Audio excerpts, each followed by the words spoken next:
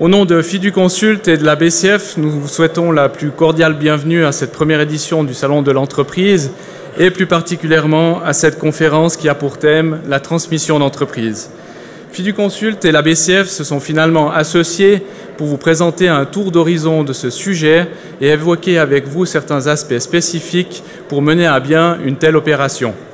Vous le verrez par la suite, transmettre une entreprise demande de l'anticipation ainsi qu'une grande préparation du côté du propriétaire cédant et aussi pour son successeur ou son repreneur. Comme vous le savez, les développements et les changements font partie intégrante de la vie des PME, plus globalement de notre tissu économique. Depuis leur création, les entreprises passent par différents cycles. Elles vivent des succès, elles vivent parfois des échecs, doivent traverser des crises. Tout ceci avec le souci du patron de maintenir pérenne sa société. Et arrive un jour la question de la succession ou de la transmission pour lui. Cette question est centrale. Environ, selon les statistiques de la Confédération, 70 000 entreprises ou l'équivalent de 400 000 emplois seront concernés d'ici à 2021 par cette question. On s'attend à ce que le nombre de PME concernées par cette question augmente drastiquement durant les 15 prochaines années. Cela est surtout dû qu'actuellement, plus de 50% des patrons d'entreprise sont âgés entre 50 et 65 ans et que les générations suivantes connaissent une évolution démographique plus lente et qui génère des problèmes multiples. Aujourd'hui déjà, 30% des entreprises disparaissent faute de repreneurs, et notamment parce que ce thème n'a pas été abordé suffisamment tôt. En moyenne nationale, 13,4% des entreprises font face aujourd'hui à une problématique de succession. Les entreprises les plus exposées, comme vous le voyez sur le slide, sont les petites et les moyennes entreprises. En moyenne, la durée d'une transmission d'une société dure 5 ans à partir du moment où le processus est engagé. Il existe naturellement différents modes de transmission, ceci en fonction des objectifs visés tant par le cédant que par le repreneur. Statistiquement, le family buyout ou la succession familiale est le modèle le plus répandu dans nos PME. Toutefois, cette option enregistre une baisse continue depuis environ plus de 15 ans. Il s'agit là d'un phénomène sociologique. Les nouvelles générations ne s'inscrivent plus forcément dans la lignée familiale. Aujourd'hui, ce mode de transmission représente encore en Suisse 41% des cas pour une durée moyenne du processus de transmission d'environ 7 ans. Vient ensuite le management buy-in ou le rachat de l'entreprise par un management externe pour 40% des cas, avec cette fois un processus de transmission raccourci à 1,6 années. Pour finir, on retrouve les management buy-out ou le rachat de l'entreprise par des cadres déjà actifs au sein de l'entreprise, pour 19% des cas et avec une durée moyenne de transmission d'environ plus de 3 ans. Objectivement, on constate que plus le repreneur est proche du cédant, plus la durée de transmission est longue. Avec la densité et le caractère hétérogène du tissu des PME en Suisse, il est difficile pour nous de généraliser les cas, vous le verrez par la suite. Enfin, comme vous pouvez le constater, ce thème est réellement essentiel pour le maintien de notre tissu économique. Chaque société que l'on ne peut pas transmettre engendre une perte de savoir-faire, d'emplois, d'impôts et de compétences. Au niveau de l'agenda, on va rentrer maintenant dans le vif du sujet. Tout d'abord, nos partenaires de Fiduconsult, messieurs Richard et Ostinier, vont aborder le processus de transmission en général et évoquer différents aspects essentiellement orientés du côté du cédant. Ensuite, M. Grivel et moi-même allons reprendre le sujet, cette fois du côté acheteur, en évoquant les sources de financement, le processus d'analyse avec la banque ainsi que la structure de la transaction. Puis, nous conclurons cette conférence et nous serons volontiers à disposition pour répondre à d'éventuelles questions. Alors, on s'est arrêté sur un grand nombre d'aspects touchant spécifiquement le vendeur et la négociation de la transaction. Maintenant, arrive un moment où acheteurs et vendeurs se mettent d'accord sur un prix. La banque, elle ne jugera jamais ce prix. Par contre, elle souhaite comprendre comment ce prix a été déterminé. On aime bien faire la distinction entre valeur et prix. La valeur, elle découle surtout de méthodes mathématiques. On parle de valeur de substance, on parle de valeur de rendement. Ce qui est important, ce n'est pas véritablement le résultat final, c'est plus toutes les réflexions qui entourent le calcul de ces valeurs. Ça oblige acheteurs et vendeurs de mettre un petit peu de côté tous les aspects émotionnels et de s'arrêter vraiment sur du factuel. Quel sera mon chiffre d'affaires futur ? Est-ce que je vais devoir beaucoup investir dans le futur pour maintenir un certain niveau de profitabilité ou une certaine rentabilité ? On reste vraiment dans du factuel. Une fois qu'on a posé ce cadre, je pense que là, on peut rentrer dans l'aspect plus émotionnel et définir un prix. Finalement, le prix de transaction, ça sera vraiment la rencontre de l'offre et la demande, la rencontre de l'acheteur et du vendeur.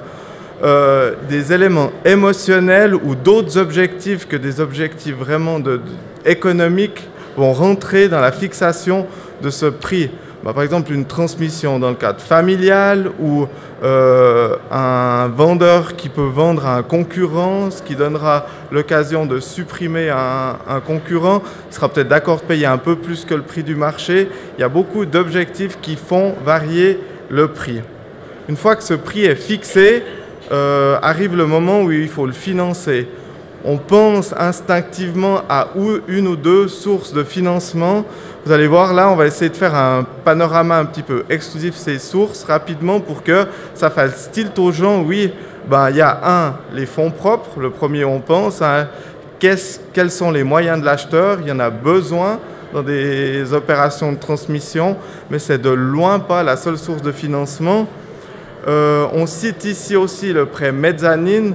Le prêt mezzanine, c'est un terme hybride finalement qui mentionne les prêts d'investisseurs financiers.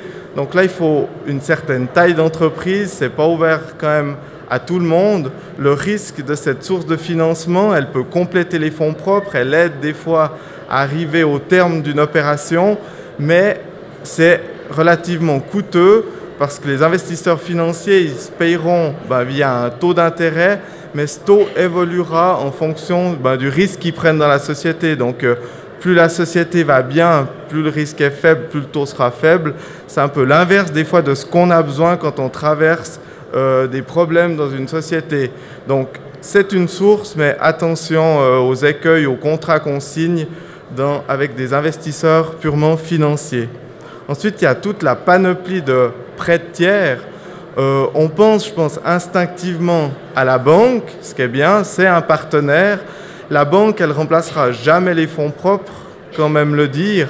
On demandera toujours une part de fonds propres qui peut aller de 30 à 50% selon les cas. Elle donne beaucoup. Par contre, la banque, elle a aussi des compétences pour aider à structurer les deals. Elle a des contacts, justement, avec des investisseurs financiers, avec des institutions d'aide. Elle a aussi pour vocation d'ouvrir un peu le débat. Ensuite, quelqu'un qui aurait 100% de fonds propres pour acquérir, ça ne serait pas non plus un conseil qu'on donnerait parce que finalement, soumettre son projet à un tiers, que ce soit une des sources qu'on voit là, permet aussi à l'acheteur de se poser des questions, d'ouvrir le débat. Ensuite, le sales and leaseback, très rapidement, il faut en parler. L'acheteur qui achète une société qui n'a pas de dette, il pourrait se dire le parc machine relativement neuf, je fais un leasing dessus, ce qui permet de dégager des fonds. Là, juste avoir quelque chose en tête, attention aux aspects fiscaux, et puis je vous conseille vraiment de consulter un spécialiste avant de prendre de la substance de la société pour diverses raisons qui ont déjà été évoquées avant. Le crédit vendeur, c'est peut-être quelque chose qu'on n'y pense pas instinctivement, mais c'est quelque chose qui, dans la pratique, se rencontre quand même beaucoup, qui est souvent la clé du succès d'une opération de transmission. Finalement, le vendeur, il laissera une partie du prix de transmission dans la société. Ça peut avoir un caractère de fonds propres. La banque, elle aime typiquement, tous les tiers dont la banque aime bien cette source de fonds parce qu'il a l'avantage de donner une certaine stabilité par rapport au passé. Donc ça assure un petit peu que le vendeur restera dans la société. Pour l'acheteur, ce qu'il faut faire attention quand on utilise cette source, c'est quand même de bien cadrer les conditions et la durée du partenariat ici acheteur-vendeur. L'earn-out, on l'a mis ici dans les sources de financement, c'est plus un outil qui permet au vendeur et à l'acheteur de des fois se rencontrer quand il y a une divergence sur le prix. Parce que comme on dit, l'acheteur il voit des risques, le vendeur il veut des fois maximiser son profit. En faisant un earn-out, on se dit, oui, on payera une partie complémentaire du prix de vente si un certain niveau de profitabilité de la société est atteint. Donc il faut y penser des fois dans la rédaction des contrats, ou bien quand un acheteur et vendeur n'arrivent pas à se mettre d'accord sur un prix, on peut dire, oui, on paye une prime si on arrive à un certain niveau de rentabilité. Puis en général, c'est pas trop un problème de le payer parce que les budgets sont atteints, voire dépassés, donc ça donne du cash flow disponible pour payer cette prime supplémentaire. Et enfin, dernière source aussi un peu plus rare, la vente d'actifs non indispensables. Peut-être qu'un acheteur, il a déjà un outil de production, il n'a pas besoin de 100% du parc machine. Donc après la vente, il pourrait vendre certains actifs d'exploitation pour dégager de la liquidité. Mais là aussi, il faut toujours faire attention aux aspects fiscaux. En termes de processus, vous avez vu le processus complet avant.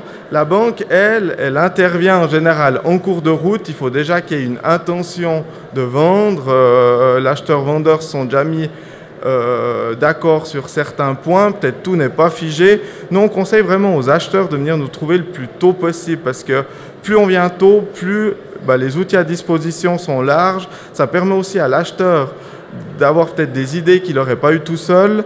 Ça lui permet aussi de voir quelles sont les contraintes bancaires, jusqu'où la banque ira. Et puis après cette première période de discussion, on sera capable souvent de faire une offre qu'on appelle non contraignante, où on dira, oui, on est d'accord d'aller jusqu'à tel niveau, moyennant un certain nombre de conditions qui devront être remplies. Donc ça donne déjà un cadre à l'acheteur.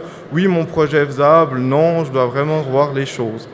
Ensuite, il y a toute une phase de due diligence. Là, c'est vraiment un audit plus fouillé de la société. Cette phase, elle peut être légère ou vraiment lourde. Ça dépend comment l'acheteur connaît la société. On pourra faire des audits soit fiscaux, soit financiers. Enfin, il y a vraiment tout un kyrielle d'outils. C'est pour voir si la mariée est vraiment aussi belle que prévu, on peut le dire. Et puis, une fois que cette phase de due diligence est terminée et que tout est à peu près décidé, la banque sera capable de faire une offre contraignante. Comme ça, l'acheteur, il peut aller chez son vendeur, il peut dire, on peut déjà signer une lettre d'intention et préparer toute cette phase contractuelle qui permettra à la fin d'arriver à la concrétisation puis à la signature des contrats d'achat, des contrats avec la banque, de l'entier de la documentation.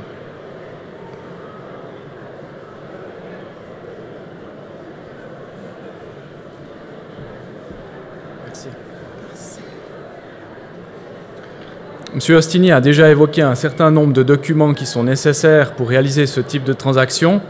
Ici, on va s'arrêter sur le business plan, qui est un document essentiel, à savoir le plan d'affaires, qui permet de garantir la transparence et la visibilité sur la compréhension du modèle d'affaires de l'entreprise. Cet exercice permet d'identifier et de traiter en amont certains risques ou certains pièges. À l'aide de ce document, le repreneur développe sa vision personnelle de l'entreprise qu'il veut racheter. À l'élaboration du business plan, les composantes liées au futur sont déterminantes afin que l'acquéreur puisse se positionner et par là aussi ses partenaires, à savoir la fiduciaire ou la banque. Globalement, il s'agit ici de dresser un constat réaliste de l'état actuel de l'entreprise achetée et de définir ses projets pour l'entreprise ainsi que les mesures à prendre pour les réaliser. Un business plan détaillé permet, à l'acquéreur potentiel de passer en revue un certain nombre de points. On peut parler de l'entreprise en elle-même. Est-ce qu'il faut réviser sa stratégie, revoir les objectifs, en assigner des nouveaux? Le management, est-ce que l'équipe actuelle est suffisante? Est-ce qu'elle doit connaître un développement? Elle doit être renforcée en termes de compétences?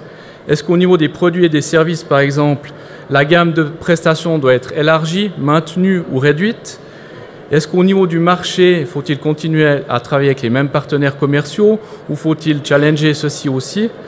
Et enfin, au niveau des finances, est-ce que le financement actuel de l'entreprise permet la réalisation de projets d'investissement? Ça, c'est certaines questions qui font partie intégrante d'un business plan et qui sont très utiles tant à l'acquéreur qu'à la banque. Ça permet finalement d'instaurer entre tous les partenaires un dialogue continu, constructif, afin de mener à bien la transaction. Souvent, dans ces business plans, différents scénarios sont évoqués.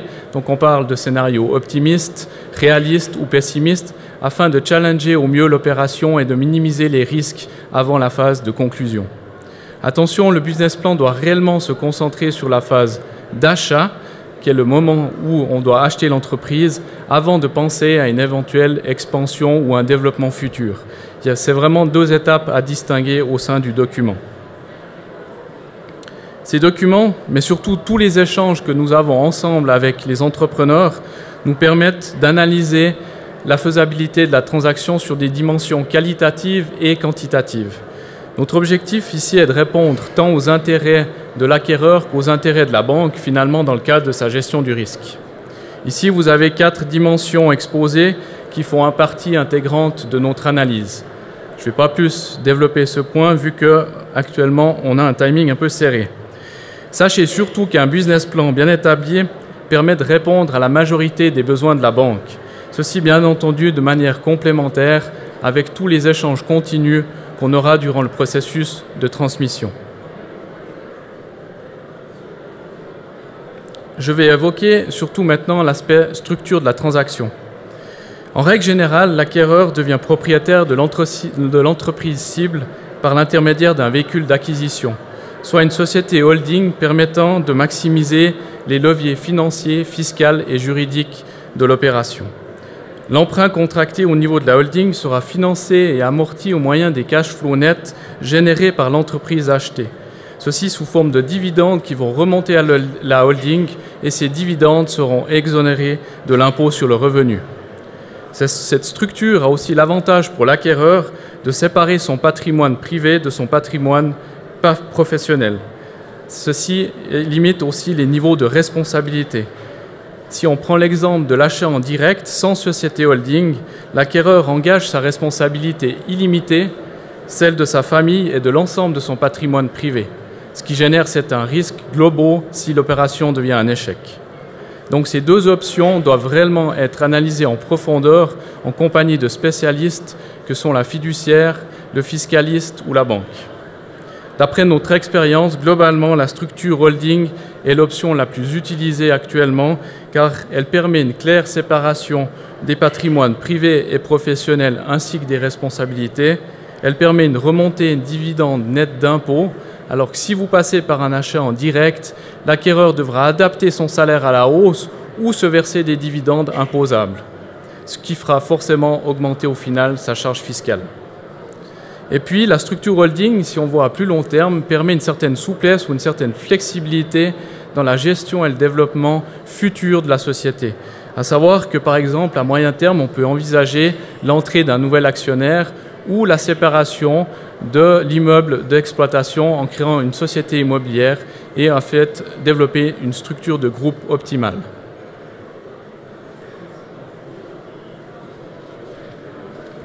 On avait prévu un petit exemple encore ici, extrêmement brièvement. On voit ici, on a un prix de transaction de 4,5 millions dans un rachat de société, une dette bancaire qui représente le 60%, un cas relativement classique.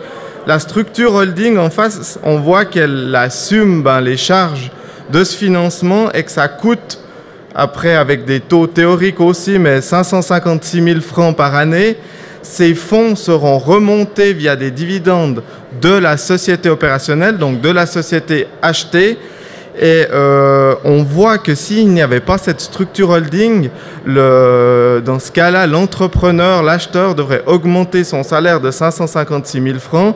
Ça marche aussi avec un prix de vente de 450 000. Il devrait monter 56 000 francs de plus de salaire par année qui serait imposé au niveau de sa taxation fiscale privée. Alors que là, avec la structure holding, l'amortissement de la dette d'acquisition, typiquement dans la structure holding, est net d'impôt. Voilà un petit exemple rapidement pour illustrer. On voit que ça fait vite des chiffres importants et puis cette structure de financement, il faut vraiment se poser la question au bon moment. Pour terminer sur les normes de financement, un bref tour d'horizon. La banque, elle finance habituellement des transactions jusqu'à 60%. La durée moyenne des transactions, ça va de 5 à 7 ans. Et puis en couverture, on prendra habituellement en tout cas le capital action. Et puis ensuite, selon le levier financier, il y aura peut-être besoin d'un cautionnement solidaire ou d'autres garanties. Il faut bien voir là qu'il s'agit des critères standards. Après, chaque cas est vraiment différent et est analysé comme tel. Et puis des dérogations sont pas rares dans ce genre de transaction.